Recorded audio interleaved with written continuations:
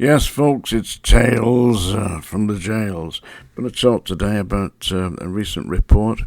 It's in the Sunday Observer today, so if you have a look at the Sunday Observer, you'll see that there's a massive investigation that they've conducted into the overcrowding and disgusting conditions in His Majesty's prisons. I'm sure he's very interested, King Charles. Well, he will be, won't he? He's a socially minded man.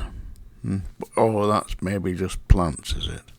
But anyway, folks, yeah, overcrowding in the prisons is a big thing. That's the main problem that they're putting it down to. Massive overcrowding.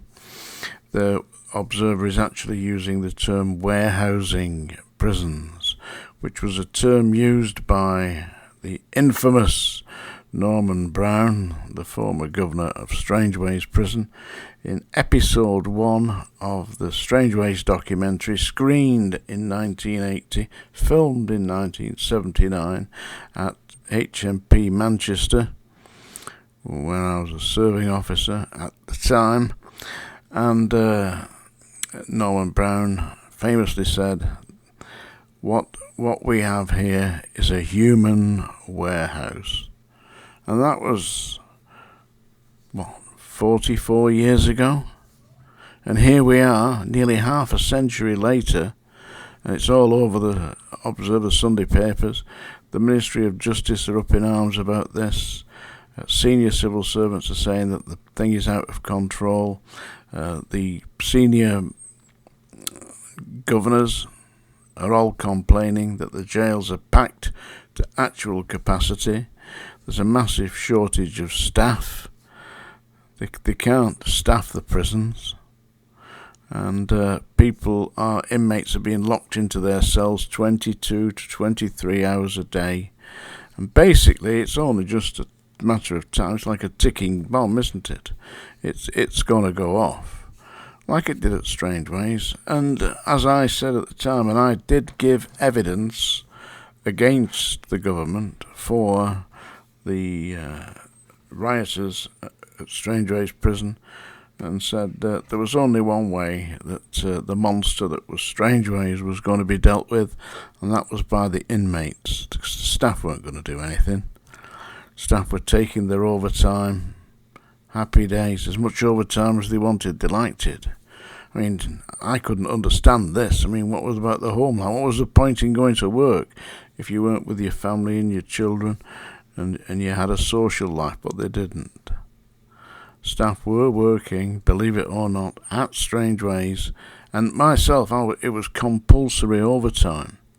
So I was required to work, on average, 60 hours a week. Come on, is that reasonable? But the reason that the staff were doing it was because the basic rate was insufficient to live on. I previously mentioned this when I was working at the Scrubs and I couldn't get a home office quarter, a house to live in with my family. I went to the local estate agents and said I'd like to rent a one-bedroom flat. I'd just bring my wife up, and muddled through until we got a quarter, a house from the home office. And they said, where do you work? I said, I'm on the staff at Wormwood Scrubs. They said, even if you used every penny that you earned at the Scrubs, it wouldn't be enough to rent a one-bedroom flat. And the same still pertains today. I mean, you've got to see that there are headlines in the newspapers, people saying, I earn £35,000 a year, I work in London, I can't find anywhere to rent. I can't afford anywhere to rent at £35,000 a year. I mean, at Wormwood Scrubs now, they're starting on something like 27, 28,000 a year. So where are they living? I mean, where are the staff living? There is no prison accommodation anymore. They're out. I believe I've read reports that people are actually commuting in from as far away as Reading.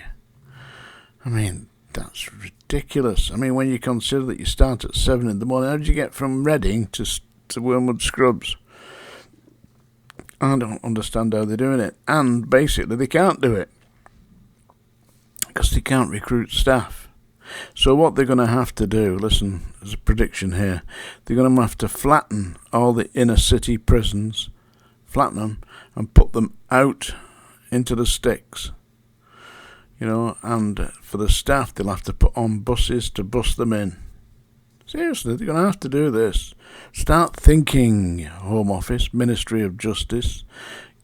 Put head on. Yeah, they've got it on backwards at the moment. Anyway, it's saying in the Observer today that the prisons are actually on the edge. And from what I've been reading about this, and what I see about this, and what I hear about this, is that the British prisons are descending into the kind of violent gang culture that prevails in the American prisons. And of course we've got radicalisation, so people are split into not only ethnic groups, but into religious groups and into religious fanatic groups. So it is going to go. There isn't any doubt about that. And when it kicks off, there's going to be a lot of people injured, because these people are diametrically opposed to each other's way of thinking.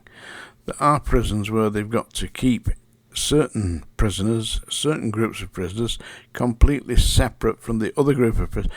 One of these days they're just going to break through and murder each other. Yeah, that's what's going to happen. It's a human warehouse with live stock, I'm afraid, and it's all going to go. Mind you, come autumn, I think it's September, October, Paul Gadd is coming up for another parole hearing. He's applying to be released from prison because he said, although he was watching 8- and 9-year-old girls performing ballet, he wasn't doing so because he is a pervert. He was doing so because he's interested in the performing arts. And we all know what art he would be performing as he was watching that. Yes, so that'd be one less in the system anyway, won't it? Mind you, it's probably a pity. I mean, if it really kicked off, they might decide to do something about Paul Gadd, because nobody else seems able to do it. Right, so that's it. This is the 6th of August today. Ding dong ding, yeah, I'd like to thank you all. Oh, by the way, Paula and all that, look, buy me coffee now. Support this site. It's down there on the thing. You can see it down there, yeah. Support this site. Support me. That's very kind of you. I will use the money extremely wisely to keep this little channel going, which I do. It's not entirely free. And my new book is out. It's doing well. It's selling well. I have now listened to the entire audio book. And it's really well done. I mean, I know I wrote it, I would say that, but it is. That Alan Turton, the actor that reads it, has given a proper performance there. And though I wrote it, people say, "Oh, you should read your own book." I couldn't have put much better effort into that. I couldn't. I mean, don't forget he's acting, and I'm not an actor, am I? I'm just telling the truth. Read the book. It sincerely is quite unnerving. Anyway, I'm not halfway through. I'm about a quarter way through part 3, which I'm hoping, if the publisher agrees, we can get out before Christmas. I keep trying, Anyway, here we go. I've rung the ding-dong dinger. Paula, Catherine, Larry, head for the hills. Here we go. I'm going to sing you a song now. Believe this or not, when I was 18, before I joined the army, just before I joined the army, I was in Manchester, and I was just going down Deansgate in the middle of Manchester, and all these girls started shouting, it's Eric Burden, it's Eric Burden, because he said I looked like Eric Burden, from the lead singer from the Animals, And I'm saying, oh, no, hey, I'm not Eric Burden, Yes, you are. And there must have been about 10 or 15 of them all run at me. I don't know what they were going to do if they caught me, but they didn't catch me because I ran like bloody hell down Deansgate. Got on a bus and went home. Sod that. Eh? I like meeting young ladies, so I did at the time, but not 15 at a time. Anyway, I'm going to sing now the most famous song from the Animals, which is House of the Rising Sun. Yeah, this is my version of it. I'll try and do it like Eric Burden as well. I just don't think I got quite the range, but I'll give it a go. Are you sitting comfortably? Good, well, I'll bollocks that up for you. There is a house in New Orleans they call the rising sun, and it's been the ruin of many a poor boy, and God, I know I'm one. My mother was a tailor, she sewed my new blue jeans. My father was a gambling man way down in New Orleans. Now the only thing a gambler needs is a suitcase and a trunk, and the only time he's satisfied is when he's on a drunk. Oh, mother, tell your children not to do what I have done. You spend your life in sin and misery in the house of the rising sun. Well, I got one foot on the platform, the other foot on the train, and I'm going back to New Orleans to wear that ball and chain.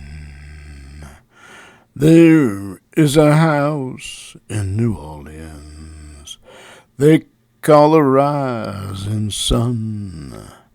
It's been the ruin of many a poor boy.